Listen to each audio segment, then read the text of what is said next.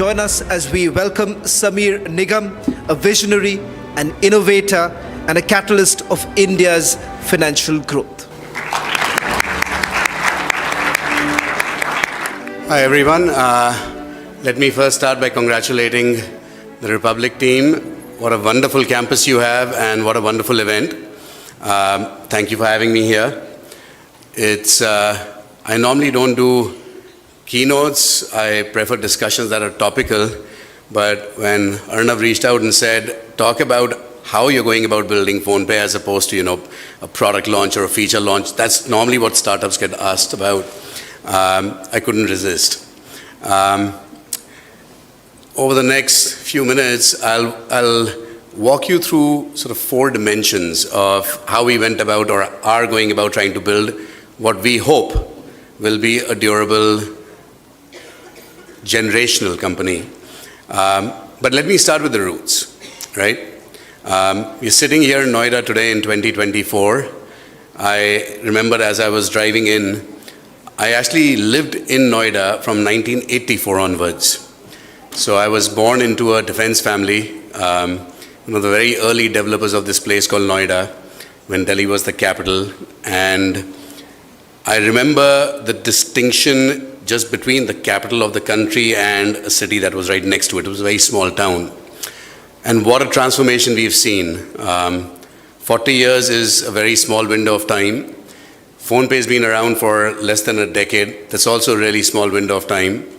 I didn't know that when I was working on my first startup. I didn't know that on my second startup. But I can tell you as you get older, 10 years is a very short window of time. And we are still a very young democracy.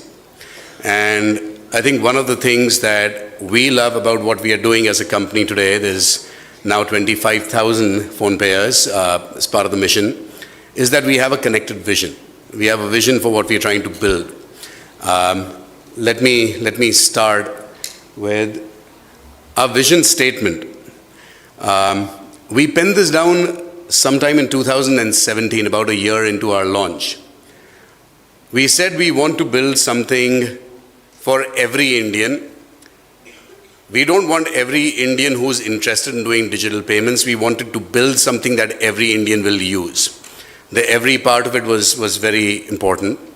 My co-founders and I had already worked at Flipkart for 3 or 4 years, so we'd seen the e-commerce sort of rocket ship, but e-commerce was reaching maybe 10, 15 crore Indians. We felt that payments, if digitized, could start a virtuous cycle of formalization of the economy in a way where we could dedicate 10, 20, 30 years of our lives in a very, very substantial and exciting way.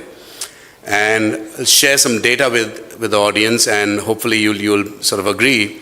The session just before this, somebody talked about how India's progress started with UPI, and we'll share some numbers there. What a transformation that's been. But the idea here is we want to make sure that no one's left behind.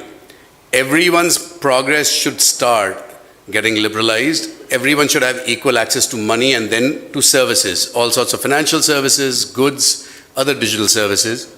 And the best way to start is by making sure everyone has digital payments. So where are we today? You could go to the next one.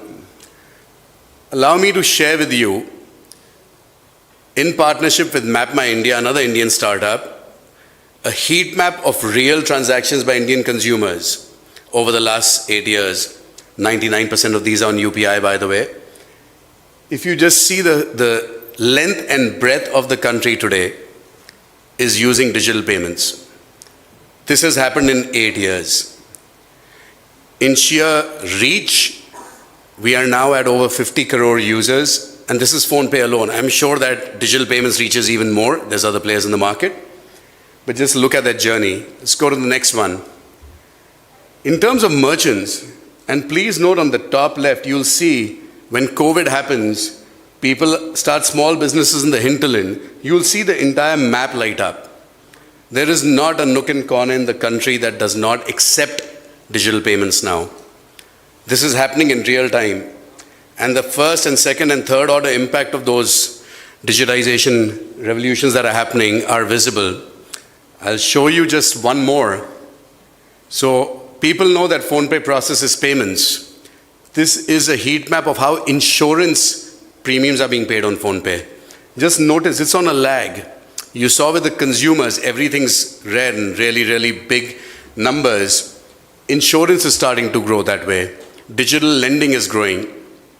So the penetration that we've made with payments and the data that's come out of it is allowing banks and insurers and AMCs to build products for the masses in a way that was unimaginable, honestly, 10 years ago, right? And that's the animal instincts of entrepreneurship and industry that we as a company want to sort of unleash. If we go to the next one, I think this is the humbling part. As much as we believe we've done good work in the last 8 to 10 years, our vision is to actually democratize progress for 1 billion Indians. Technology should allow us to reach there. Telecom has gotten there. Everyone's got data. Everyone's got YouTube. But as of today, we remind ourselves we've just got to about 40% of Indians. Now, this data, for economists in the audience, this is our extrapolation of the tiering in India. It's 80-90% accurate. Our own data is accurate. As you can see, the penetration of digital payments in India started with the metros, started with the big cities. Most people sitting in this audience would all be using a PhonePe or perhaps a GPay or a Paytm or some other app. That penetration by COVID end had got to every city in tier 2. But the remarkable thing that actually happened during the pandemic is that revolution actually also reached our villages. Tier 6 cities are cities with 5,000 or less people. Tier 2 and below is about 70% of India. We're making progress, but we have miles to go. And I think that's our first North Star. We want to make sure that at least in payments, if not in other categories, we are able to light up India coast to coast, pillar to post, right? So 40% is where we are at. We have lots to cover. So let's talk about how we think or how we're going about trying to build a great company. Building great products in the startup world, we all use them, we like them, but one of the unfortunate things in the last couple of decades is durable multi-generational companies have stopped getting created. All of us can think about that really good app that we used 20 years ago that exists no more, whether it's a Yahoo that gets replaced with the Google, whether it's a MySpace that gets replaced with the Facebook, the longevity of companies has gone down. One of the things that we are trying to do, we started, before we figured out what PhonePe would do, given that we were starting the company a little later, we were almost 40, Rahul and myself. Our third co-founder is actually based in the US, but he was building because his father, who's no longer with him, told him to build for India. So he was one of those NRIs that was being talked about earlier today. He wanted to build. We had learnings. And we said, let's build a company which has a foundation very deeply rooted in culture and values, learn from the Tatas and the Infosys and the sort of stalwarts of the industry. So what we actually have is a pretty elaborate set of culture and values that kids hate. We literally indoctrinate them. These are written on every building in our office. You get them with your orientation kit. We make you rehearse them as much as you can. But they're sacred to us because they remind us whether you're doing well or you're not, whether the markets are good or they're not. These remind us the mission that we are on. These remind us the kind of company we want to create. And I didn't put heat to it when I was building my first startup.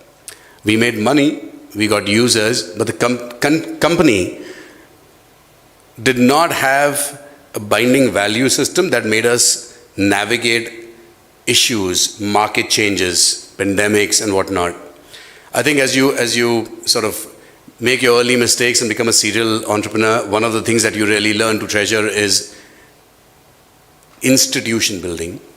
And so one of my favorite ones in this is at the bottom left. We call it positive disruption. It's very, very personal to PhonePe. We talk about the fact that we will not disrupt somebody's profit pool just because we can. we will increase the size of the pie of any market we enter. Otherwise, we will not enter. Now, why is that important? Everyone's talking about the economy in terms of macros. 2 trillion, 3 trillion, 10 trillion, 20 trillion, 50 trillion. These things don't happen in macros. You can track them in macros, but they happen at the grassroots in terms of compounding in daily lives. So you got to create enablers. And if you take capital in the startup world, we see this all day long. One of the realities is that if there's a really exciting market opportunity, 50 venture capitalists and 100 good entrepreneurs will chase it, and margins go to zero, and you're cutting each other instead of creating. One of the things we love about India Stack and DPI is things like UPI open up markets, things like account aggregator open up markets. So we work very closely with them. The other thing that I think from personal sort of experiences, I love sports. I grew up playing a lot of sports, and I got most of my learnings in life through sports. Whether you play cricket, football, individual sports, teamwork and loyalty and a good mix of talent is super important. One of the things that you'll see here and on the next slide is we are a 9-year-old company. The founders have known each other for 27 years. Boris and I have known each other for 20 years. The average tenure of the people working together in this company at the leadership is actually longer than the company itself has existed. Many of us are doing a second or third tango together. Now, why is this important in the PhonePe journey? One of the benefits you have of working with people that you've known for a long time is that you can fight and argue all day long about ideas and no one gets hurt or upset. It's like family. You just hold a mirror and say, this is the right way to do it. No one's building careers, everyone's mission oriented. If they were building careers, they'd be worrying about how the other person thought about what you said, how does this look to my boss? We've all been there. And we said, you know what, let's not do that. So culturally, I think this is a very big element of PhonePe. And this flows down. We do a lot of things unconventionally. Some that drive even some of our former investors and board members crazy. We don't do written calibration at the leadership. We don't do quarterly and annual evaluation and grading. I find that counterproductive. We give each other feedback every day. But we don't do it in writing and grade you and slot you into a bucket or do curve fitting. I think it destroys mission orientation.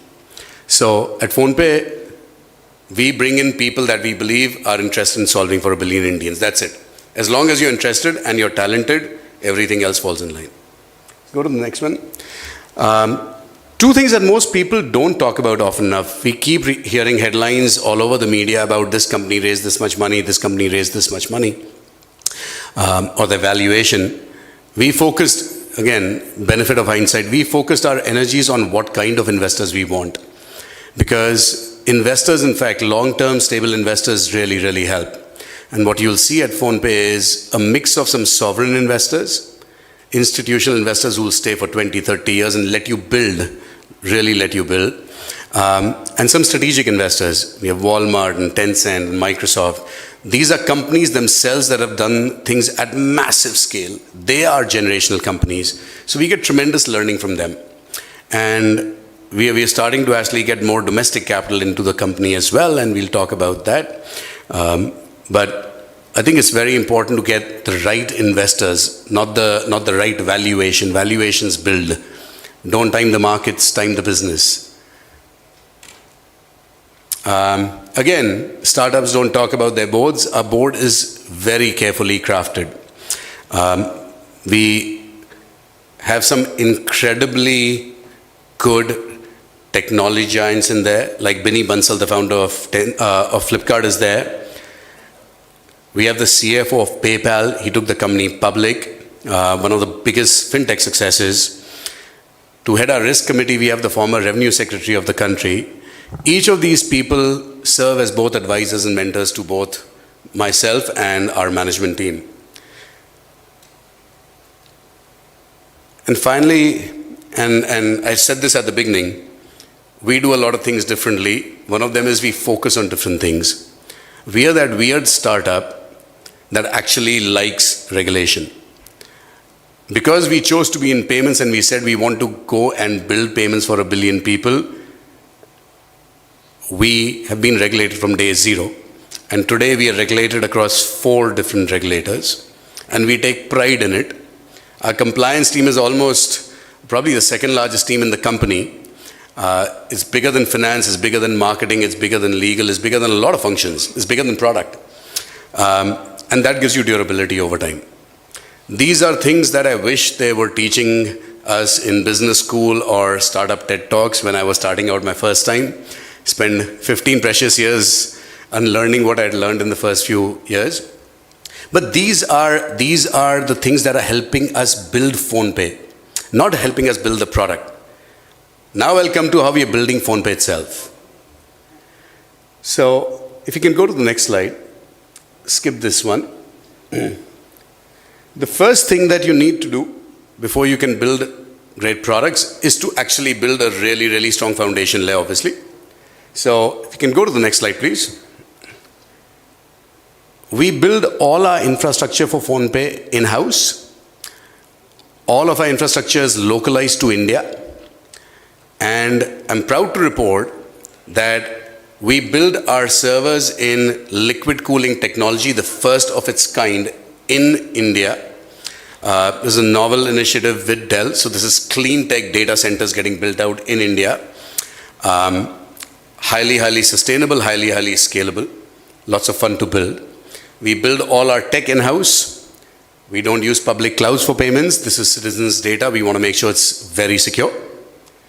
And we use data ethically, but we use it pervasively. We use it abundantly to solve a lot of different kinds of problems. Many people, I've seen this personally, tell us, PhonePe nahi chalta, tab baki apps chalte hain. And that's because we actually have one of the most sophisticated kill switches. One of the things that we did to build trust is that if we think that your payment will not go through and your money will get stuck, we don't let you make the payment, we block it. That's called a kill switch. We built that technology in 2016, months after UPI launch, because we found failure rates were high. So initially people would try other apps. We knew our own practices were making people try competitor apps. And my co-founder, who's the CTO, said, Samir, if it's payments, it has to work 100% of the time. People will come back. And guess what? Today, we have 99.8% repeat rate organically. We don't incentivize, we don't give cash back. 99.8% of our customers come back over and over and over again. Our average customers do more than 50 transactions a month on the app. But you have to give some to get some.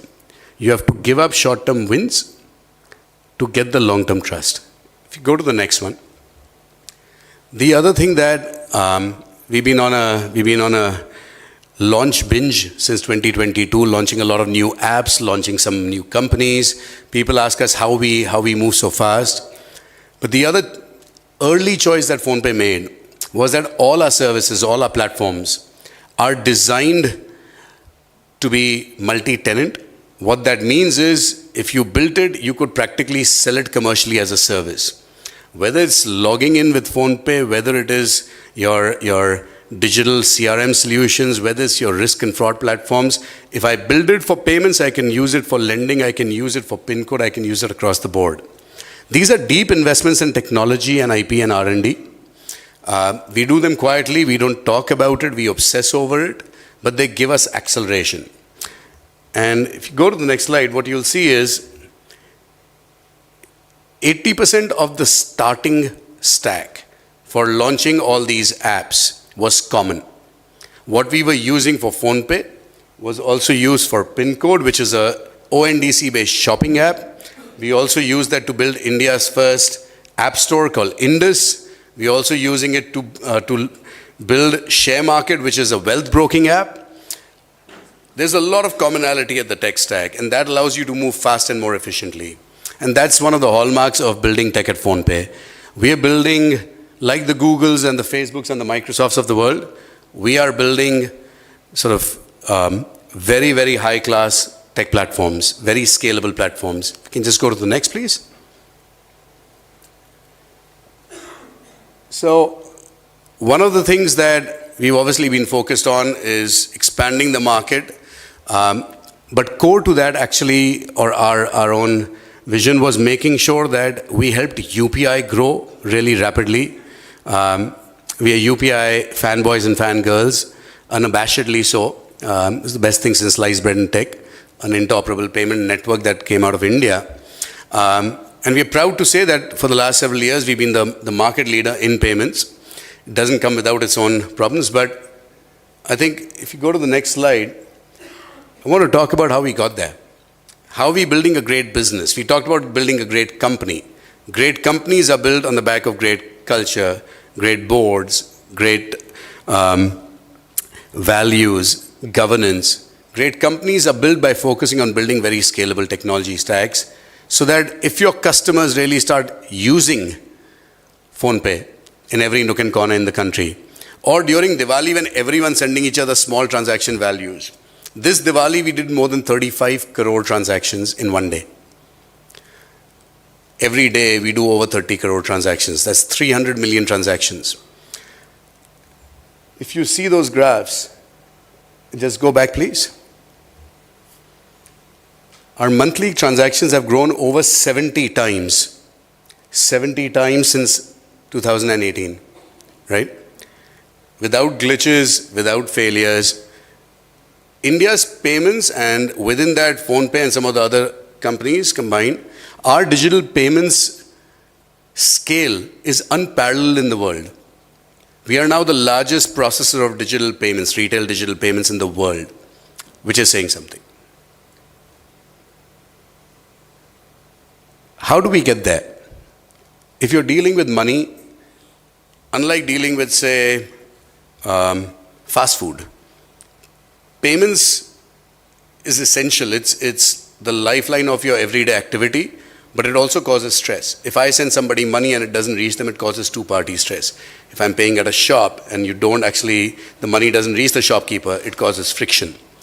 So one of the things you really need to do is slowly and steadily, very slowly and steadily build that trust. One of the things I want to do is explain this graph because this is core to the PhonePe way of thinking and building. With your permission, I'm going to take a minute. So what you see with these colored lines is basically the vintage of the user who's tried the PhonePe app the first time. The longest line is the oldest customer. A customer who came... Thank you. Hello? Yeah. This line right here is customers who downloaded the PhonePe app and started using it way back in 2018. If you see the rate at which they grew, their monthly transactions, it's a slow climb. We didn't have that many QR codes in India. We didn't have that many use cases on the PhonePe app. They were taking their time. All the banks were not digitized, so their customers couldn't use UPI on day zero. If you now see the blue line on the left, that's a customer who's actually started using PhonePe for the first time just this January. Look at how fast their adoption curve is. Because now the app is operating very robustly. Everywhere you go, if you start using digital payments today, everywhere you go from the airport to the chai ki tapri, from your retail malls to your government offices, people will accept digital payments. And that means you can basically leave your wallet behind the day you start using PhonePe. That is 50 transactions a month as a behavior for new customers adopting digital payments. That's the opportunity. We've laid out the railroads. Every single small shop in India is digitized. I can say this with pride. During COVID, when the country was lit green, yellow, and orange, rural India was green, the hills were green. We had over 1 lakh freelancers going pillar to post across the country and putting up QR codes in rural India. Today, PhonePe has put up over 1.2 crore QR codes in rural India alone. So you could travel on a road trip and you will be able to pay wherever you go. That's the level of impact we believe that can be made if you're willing to put people on the ground. So this teaches you that there's trust building on the platform, and now we can start actually distributing financial services and helping the development of the financial service markets. And finally, because this is typically the joke in Bangalore, you can either build a good operation or you can build a good business. We're proud to report that while our operations are growing, our business is also growing pretty well. Last year was important for us, FY24 for the first time. PhonePe has also become non-cash profitable. We've also crossed 5,000 crores in revenues. So we're a pretty large top line and sustainable growth story as well. So you can do these things. You can actually be well regulated and compliant, but still grow at 70% CAGR. You can actually be profitable while adding 5-6 crore customers every year, and that's about how many Indians we're digitizing every year, right? People believe that if you're spending a lot on marketing, then you can't actually become profitable. We're proving otherwise. People believe that if all your customers are coming from Bharat and not from urban India, you can't make money. We're proving otherwise. People believe that if you're not a foreign US branded company, don't have English all over, you can't grow. Here we are sitting with a Devanagari logo in India, building out of India, for India, and still adding 40, 50, 60 million customers a year and digitizing the country. So that's our story, that's the mission we are on, that's the vision we have. Thank you very much.